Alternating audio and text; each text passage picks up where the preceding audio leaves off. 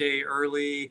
I talked about a couple of things that were in the top 10 technologies, breakthrough technologies that MIT Review was talking about.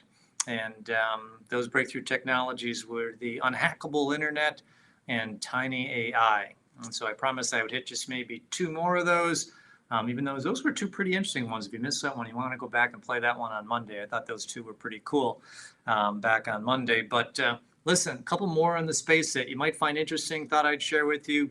AI discovered molecules. And so, what's this space? What's that all about? And kind of it really starts getting into, using machine learning and deep learning to kind of leverage huge databases to figure out what are some new molecules that could be developed. So it's, and not just molecules, even there's companies thinking about new elements coming into the periodic table, actually creating a new element. And what's actually happening is, it's just like if you think about things that are happening with any of the machine learning models, what's happening with generative design, your ability to, put data and information into models and do dramatic number of iterations after iterations and millions of iterations to try to figure out what are the right combinations of things from the standpoint of developing and building molecules. The University of Toronto is doing some really amazing work in this space, and they've taken a lot of steps recently towards figuring out how to, develop a synthesized process for using this technology to come up with several new drug candidates,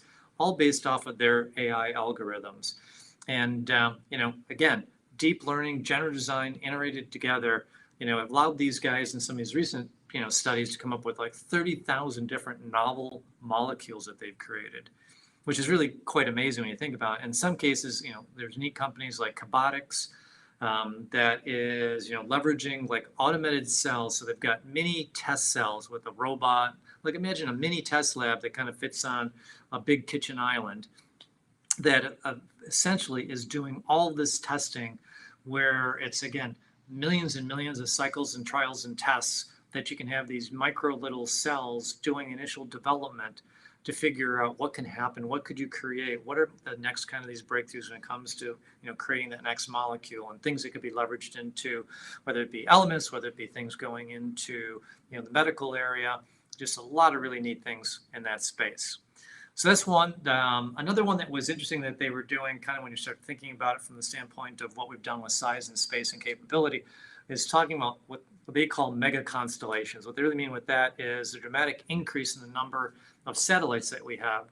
So, currently the issue that's trying to be solved is about, 3.5 billion people in the world that still don't have access to internet. And so there's a lot of companies out there like SpaceX that are trying to do a lot to go solve that. And so it's really figuring out, how do you get broad beam internet connections to all these different people in all these different areas. And, SpaceX just by themselves, wants to be able to put up more than 4 to 5 times the number of satellites that have been put in orbit since Sputnik. And so that's a lot more, 4.5 times the total number that's been there since then. And if you start to back up and see, like, how is this possible? What makes this feasible? How could they even do this? We've learned how to make these satellites smaller and smaller and smaller. And so, just in the space shuttle era alone, we've been able to go from about $25,000 per pound, as a cost to go ship up one of these satellites. And you think of a satellite when it weighs about 4 tons. So that's about 200 million to fly a satellite up there. And now SpaceX, their Starlink satellite weighs about 500 pounds. 500 pounds using reusable architecture that they have with their new Falcon rocket. So a Falcon 9 launched today, costs about $1,200 per pound. And now the satellite weighs 500 pounds. So you can start to see how they could put up a lot more of this technology. So it's interesting from a couple things. One, you can start to see more and more of the commercialization, what's going to happen in that space, and where you can take advantage of that. That's going to be a bright sector in the marketplace. It has been for a while. There's more and more manufacturers coming into the country that are looking for people to support their needs when it comes to manufacturing technology. But also, you need to start to think about, there are some, issues relative to what does it mean with a lot of those satellites up there? Do they really get their orbits correct? And what happens? They start to collide. Those that you watch the bad day that Sandra Bullock had in Gravity, that was because there's a little bit too much space junk up there. So a lot to be worked out still. with that. But again, if you start to think of the dynamic of what that changes then as the world has more internet, what then starts to change with the products and technologies they use, whether that be simple as they're all going to be watching Netflix around the world, there's TVs that need to be produced and sent around the world, to other technology that's into what's happening with chips, what's going to be happening with a lot of other products. And so a lot of different places these two things take you as you see them evolve those.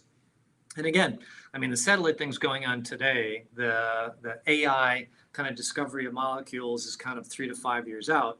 But these are things that definitely starts to change the places we spend our time. So it's interesting to watch them and see what happens. So I thought I'd pass another two by you coming out of the MIT review. Cool stuff inside of that magazine. Always good to take a look at.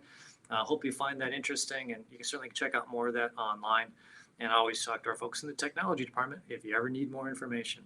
So with that, have a great day. We'll catch up again next week.